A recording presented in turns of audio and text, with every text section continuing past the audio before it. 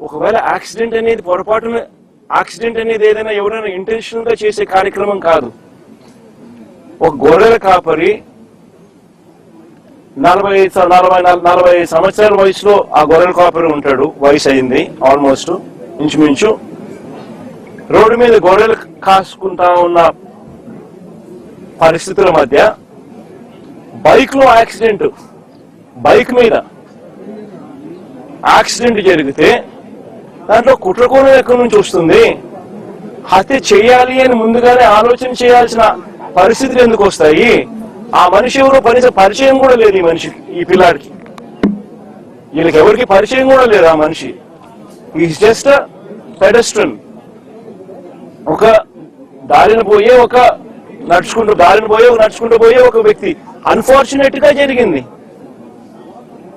చెయ్యాలనే ఉద్దేశం ఎవరికి ఉండదు. అలాంటి అన్ఫార్చునేట్ గా జరిగిన ఒక ఘటన పట్టుకుని ఈ పిల్లల కెరీర్ ను నాశనం చేయాలని చెప్పి ఆలోచన చేయడం ఎంత మటుకు ధర్మం?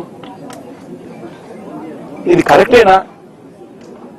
జస్ట్ బికాస్ అప్పల్ రాజ్ అనే వ్యక్తి బీసీలలో ఒక మంచి నాయకుడు కాబట్టి, వైసీపీకి సంబంధించిన నాయకుడు కాబట్టి, వైఎస్ఆర్సీపీ పార్టీకి చెందిన వ్యక్తి కాబట్టి ఈ ధర్మమేనా అని అడుగుతా ఉన్నా. నిజంగా ఒక చిన్నపిల్లాడి చేసిన యాక్సిడెంట్ ను ఒక కుట్రగాను హత్యగాను దాన్ని చిత్రీకరించి మొత్తం అప్పల్ రాజ్ కుటుంబాన్ని దీంట్లో ఇరికిచ్చే కార్యక్రమం ఎంత మటుకు ధర్మం అనేది అందరూ కూడా ఆలోచన చేయాలి. అసలు ఆశ్చర్యకరమైన విషయం ఏమిటి అని అంటే, ఎల్లో మీడియాలో ఒక కట్టుకథ రాయిస్తారు.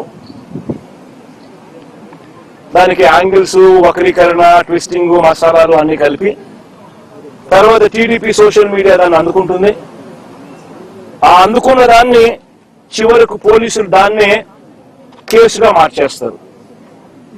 నిజంగా రాష్ట్రంలో జరుగుతా ఉన్న మాఫియా సామ్రాజ్యం ఇదే. ఇది ఓ ఈనాడు, ఒక ఆంధ్రజ్యోతి, ఓ టీవీ5, ఓ చంద్రబాబు, ఓ లోకేష్, వీళ్ళకి సంబంధించిన గవర్నమెంట్, వీళ్ళకి సంబంధించిన పోలీసులు. ఇది ఒక మాఫియా సామ్రాజ్యం. నిజంగా ఈ ధర్మమేనా అని చెప్పి నిజంగా అందరూ కూడా, ప్రతి ఒక్కరూ కూడా గుండెల మీద చేతులు వేసుకుని ఆలోచన చేయాల్సిన అవసరం ఉన్న ప్రశ్న ఇది. అప్పల్ రాజ్ విషయానికి ఒకసారి వద్దాం. అప్పల్ రాజ్ అనే వ్యక్తి 10వ తరగతిలో he was state first rank. Appal Raj అనే వ్యక్తి వీళ్ళ నాన్న 10th క్లాస్ లో స్టేట్ ఫస్ట్. చంద్రబాబు నాయుడు గతంలో ముఖ్యమంత్రిగా ఉన్నప్పుడు వచ్చి అవార్డు ఇచ్చినాడు వీళ్ళ నాయనకు, స్టేట్ ఫస్ట్ అవార్డు ఇచ్చినాడు. చదువుల్లో ఆ స్థాయికి పోయిన వ్యక్తి తన సొంత కష్టం మీద డాక్టర్ అయ్యాడు. లోకేష్ మాదిరి డొనేషన్ కట్టి స్టాన్ఫోర్డ్ లో సీట్ తెచ్చుకోలా. సొంత కష్టం మీద కష్టపడి చదివి డాక్టర్ అయినాడు. డాక్టరే కాదు, ఎండి కూడా చేశాడు. పోస్ట్ గ్రాడ్యుయేట్ కూడా, ఎండి కూడా చదివినాడు. చదివి ఒక మంచి డాక్టర్ గా పేరు తెచ్చుకున్నాడు. తర్వాత నేను టికెట్ వైఎస్ఆర్సీపీ తరఫున టికెట్ ఇస్తే ప్రజల ఆశీర్వాదాలతో ఎమ్మెల్యేగా అయ్యాడు. దాని తర్వాత మన పార్టీలో మంత్రిగా కూడా పనిచేశాడు. అంటే ఒక బీసీ నాయకుడు, ఒక అతి సామాన్యమైన కుటుంబం నుంచి వచ్చి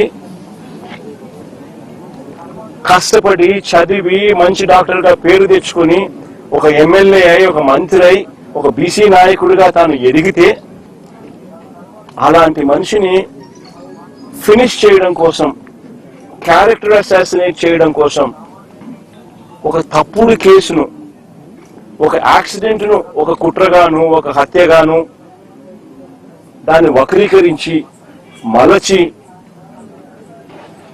తన కెరీర్ను నాశనం చేయాలని, తన క్యారెక్టర్ను అసాసినేట్ చేయాలని, అప్పల్ రాజును నాశనం చేయాలి అని చెప్పి ఇంత దుర్మార్గపు ఆలోచన, ఆ దుర్మార్గపు ఆలోచన చేసే దాంట్లో కూడా కనీసం ఈ 18 ఏళ్ల పిల్లాడు, ఈ పిల్లోడి జీవితం నాశనం అవుతుందని కూడా కనీసం చంద్రబాబు నాయుడు ఆలోచన చేయడం లేదంటే నిజంగా అడుగుతా ఉన్నా. 80 ఏళ్ల వయసు వస్తా ఉంది చంద్రబాబు నాయుడు.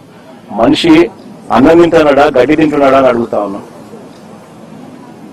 దిస్ అబ్సల్యూట్లీ రాజకీయాలను ఒక నీచమైన స్టేట్ లీక్ తీసుకొని పోవడం ఇది. నేను అడుగుతా ఉన్నా, ఒక్కొక్కరికి ఒక్కొక్క న్యాయం ఉంటుందా అని చెప్పి. ఇప్పుడు తెలుగుదేశం పార్టీకి సంబంధించిన వాళ్ళకి ఎక్కడికైనా వాళ్ళు ఎవరైనా యాక్సిడెంట్లు చేసినా, వాళ్ళ పిల్లలు కానీ వాళ్ళ బంధువులు కానీ ఎవరైనా యాక్సిడెంట్లు చేస్తే, లేదా వాళ్ళే యాక్సిడెంట్ చేస్తే, వాళ్ళ కారులో ఉండగానే యాక్సిడెంట్ జరిగితే మొత్తం కుటుంబాన్ని కూడా ఇదే మాదిరిగానే కేసులు కట్టి అరెస్టులు చేసి కుట్ర కోణము హత్య కోణం అని చెప్పి పెట్టే కార్యక్రమం జరుగుతుందా? చేస్తారా అని అడుగుతాను చంద్రబాబు నాయుడు గారిని. ఒక నిజంగా చేసేట్టుగా అయితే ఇచ్చాపురం టీడీపీ ఎమ్మెల్యే కారు ఢీకొని వృద్ధుడు మృతి. ఇచ్చాపురం